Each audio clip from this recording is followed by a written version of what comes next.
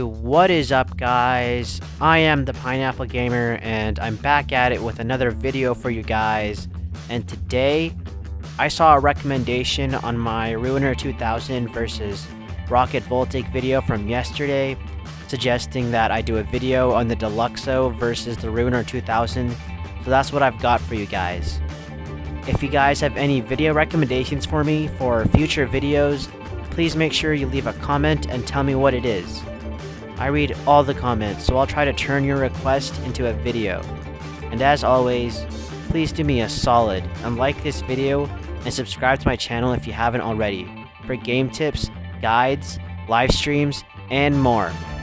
Each and every subscriber means the goddamn world to me, and I'd love to have you as part of my family. So without further ado, let's get right into the video. As always, I'm going to do a brief rundown of each vehicle before I compare the two. So let's start with the Deluxo. This car was added into the game after the Doomsday Heist update, and it's based off the DeLorean from Back to the Future. It's only available for purchase, however, after you buy an underground facility, along with an Avenger.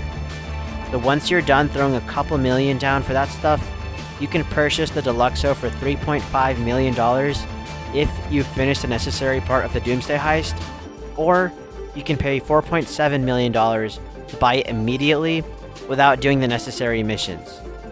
What I like about this car is that although you need a facility to buy it, you can actually store it in any of your garages. This means you can also call your mechanic to have it spawned in wherever and whenever you want. This car features a hover mode, which you can use to fly, along with a lock-on missile launcher and forward-facing machine guns. Unfortunately, unlike the Hunter or Savage helicopters, the missiles have a cooldown rate, so you can only fire 2 missiles in rapid succession. Other than that, this car is pretty much your dream car. The only thing is, it's not exactly fast at flying. It can be outrun by any helicopter, and it's not really good for an airborne chase or combat. It's hard to really turn while you're flying, so be careful if you try to make some sharp turns. You can upgrade it inside your Avenger with normal upgrades such as turbo tuning, suspension, engine upgrades, and anything else you can find in a normal car off the street, and you can also put weapon upgrades on it too. So now that I've covered the Deluxo, let's move on to the Ruiner 2000.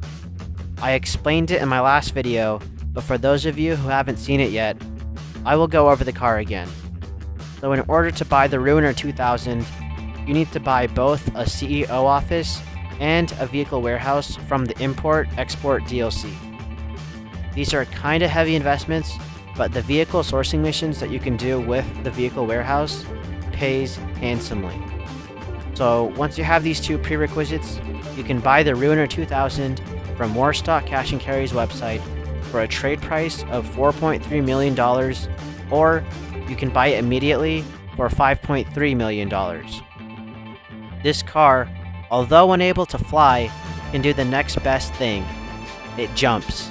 And on top of that, it's equipped with a parachute that can be deployed whenever the car is in midair. It also features lock-on missiles and machine guns, just like the Deluxo.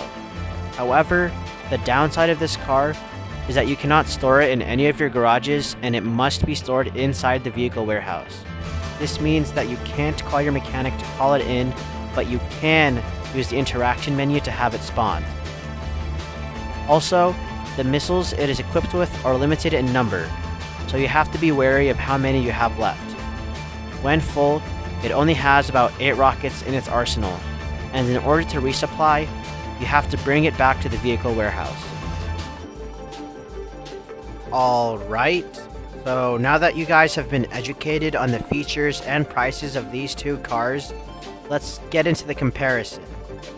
The Deluxo can actually fly, which makes it like a half-plane, half-car type deal, while the Ruiner has to stick to jumping and gliding with its parachute.